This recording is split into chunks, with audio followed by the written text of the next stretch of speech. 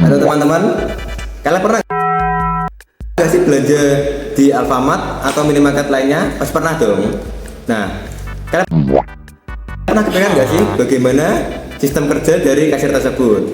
Nah, di sini kami kelompok 2 akan mempresentasikan bagaimana sistem kerja kasir secara simpel. Oke, mulai dari saya. Perkenalkan, nama saya Janur Arif Wicaksono, NIM A320 2500 dan saya Muhammad Zaki Mutaki Nasution, NIM A3202531. Dan saya Haji Setiawan Ika Putra dengan NIM A320250037. Oke. Di sini kita akan membagi 3 poin utama. Yang pertama yaitu adalah procedure code yang dijelaskan oleh Aji. Kaget. Yaitu kita mulai dari procedure code.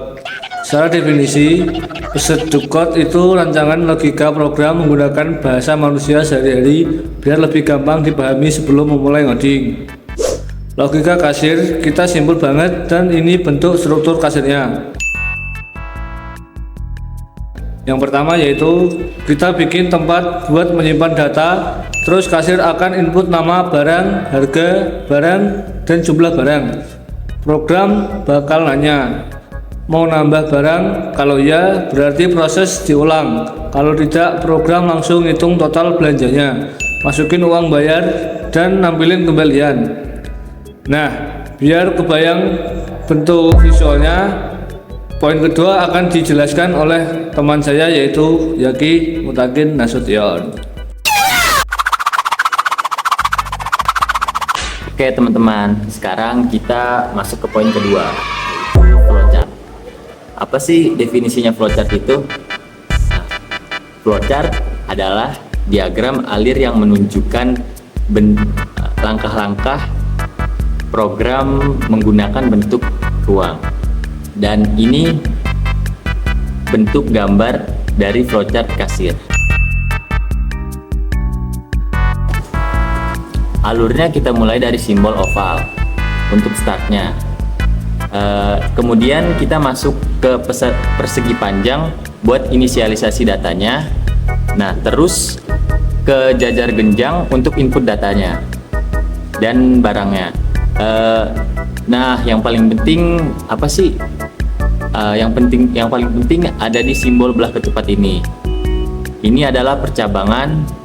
Kalau kasir milih ya untuk nambah barang, panahnya muter lagi ke atas. Nah, kalau tidak, panah turun ke progres ngitung total. Panah turun ke proses ngitung total, lalu cetak stroke di simbol dokumen, kemudian selesai, alurnya sudah jelas. Nah, sekarang tinggal bagaimana kita membahas bentuk bahasa pemrogramannya.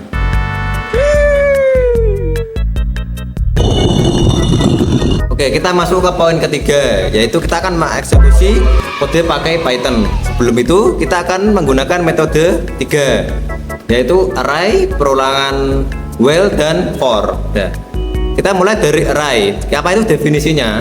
Definisi array itu seperti keranjang virtual gitu. Misal kita dari codingan itu kan kita menginputkan barang, nah itu akan disimpan dulu ke keranjang. Kayak kita ke Shopee lah, kita harus kalau mau beli sesuatu kan, kalau mau beli satu barang yang banyak, kita akan langsung ke keranjang dulu sebelum kita eksekusi. Nah, terus itu bagian yang while, perulangan while. Nah, perulangan while itu adalah perulangan ketika kondisi kasir itu ya gitu. Maksudnya dalam artinya, misal mau menambah barang lagi dan kasir itu klik ya atau Y, itu akan langsung looping lagi dan muter lagi ke atas, yaitu menambah barang, jumlah barang, dan nama barang. Oke, terus lanjut ke bagian terakhir yaitu perulangan for. Nah, perulangan for ini adalah fungsinya sebagai mengabsen satu-satu barangnya itu. Misalnya ada barang A, terus barang B, barang C. Lah itu akan mengabsen data barangnya, terus nama barang, jumlah, dan harganya. Ya. Setelah bagian itu kita akan grand total otomatis. Nah, grand total itu adalah jumlah barang tersebut dan harganya. Setelah itu pelanggan akan memasukkan uang sebesar berapa gitu. Nah, kalau ada kembalian otomatis akan mendapatkan kembalian. Kalau pas uang pas, nah otomatis tidak akan ada kembalian. Oke, anjir. Dan sekarang kita langsung praktek saja codingannya bagaimana itu. Bagaimana bentuk codingannya sistem kasir sederhana ini. Oke. Jadi tadi kan saya sudah menjelaskan menggunakan tiga metode tadi, ya kan? Yang pertama itu apa itu? Array. Nah, array ini kan sudah saya jelaskan. Itu adalah fungsinya untuk menampung nama barang, harga, jumlah barang dan subtotalnya. Nah, situ fungsinya array. Jadi kayak keranjang gitulah. Bahasa gampangnya itu kayak keranjang untuk menampung semua barang-barang dulu gitu misalnya. Nah, terus yang kedua ini menggunakan perulangan while. Nah, perulangan while ini penting juga untuk di bagian apa itu di bagian sistem kasir ini. Nah, fungsinya untuk perulangan while ini, nah itu misalnya kita membeli barang satu banyak ini misalnya banyak. Nah, kita beberapa jenis ini. Nah, pertama itu misalnya kayak beli tisu, beli kopi, beli minyak, beli beras. Nah, itu fungsinya itu. Nah, fungsinya itu misalnya kita nama barangnya menentukan kan nama barang, terus harganya barang, jumlah barang. Nah, masa di kasir misalnya kita di satu minimarket kita kan kadang belinya juga nggak cuma satu aja kan. Nah, kita fungsinya perulangan while itu di bagian kasir itu. Nah, misal kita membeli barang satu banyak kan ada misalnya listriknya gitu, jadi kita mengulang terus kondisi di mana kondisi kasir itu di mana kondisi kita mengklik ya atau true, benar itu kan. Nah, misalnya kan nama barang, harga barang, jumlah barang sudah ditentukan. Nah, apakah mau tambah barang lagi gitu kan. Nah, kalau tambah barang lagi, nah kita iya gitu. Kalau sudah iya lagi nanti akan mengulang lagi ke bagian sini nama barang, harga barang, jumlah barang lagi. Nah, setelah itu masuk ke bagian for looping.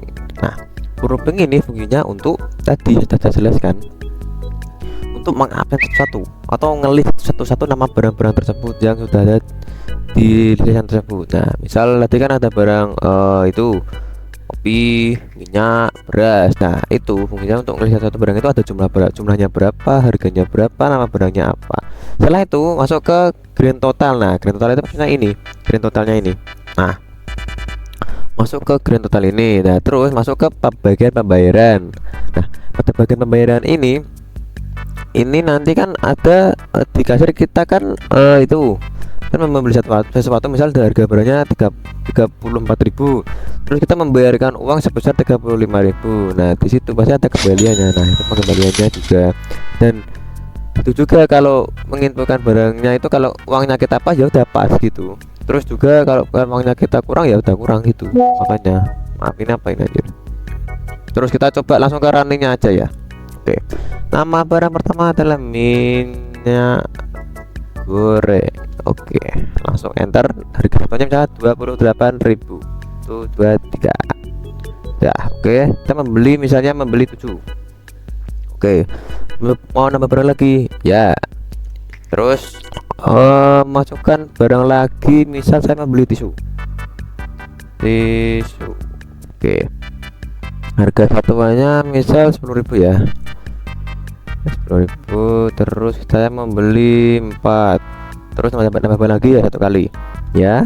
Nah, ini adalah fungsi perulangan loop itu kan ya, tambah barang lagi kan looping ya.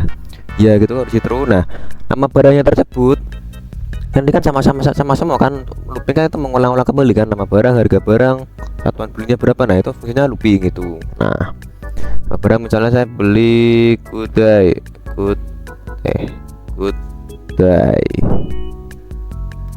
Terus harganya misalnya 5.000. Oke. Nah, jumlah barangnya misalnya 2. Sudah. Kalau kita selesai kita tidak enter. Nah, setelah itu ketika grand totalnya itu untuk for itu loh maksudnya. Itu mungkin untuk for minyak goreng berapa, tisu berapa, good day berapa. Nah, Jadi ini adalah grand totalnya untuk mengelis semua harga barang, nama barangnya, dan misalnya uang kita 246.000 250. Nah, 250 kita masukkan 25.000. Nah, 20.000 terus langsung ini kembaliannya langsung saja kembaliannya. Dan langsung terima kasih teman-teman, dan struk akan langsung keluar gitu di bagian kasir karo. Misalnya kasir ada stoknya gitu, nah di bagian kanan itu ada struk, nah itu keluar langsung struknya. Nah, gitu cara simpelnya. Terus bagaimana kalau uangnya kita kurang? Nah, nama barang misal beras satuannya 14.000, 15 aja lah, 15 meter, beli 4 langsung tidak 60.000, misalnya kita uang 50.000. Nah, 50.000 terus. Nah, yang ini maksudnya kan saya sudah bilang yang bagian for itu, misal kita uangnya kurang, masukkan uang yang pas atau lebih gitu, masukkan uangnya. Otomatis kasir otomatis kasir itu kan sistem akan mendeteksi uangnya kurang gitu. Nah, setelah kurang kita masukkan kembali uangnya gitu, minta ke pelanggannya gitu. Jadi uangnya kurang kita masukkan 65.000 saja, 65.000 atau 23. Oke, bentar. Nah, selesai, kembalian segini, terima kasih atas kunjungan Anda. Kita masukkan struk lagi gitu.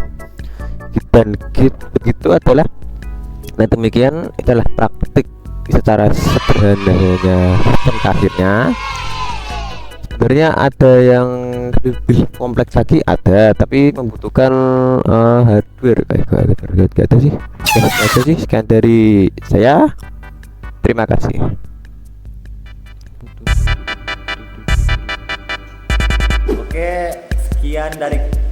Oke teman-teman, sekian dari kelompok kami.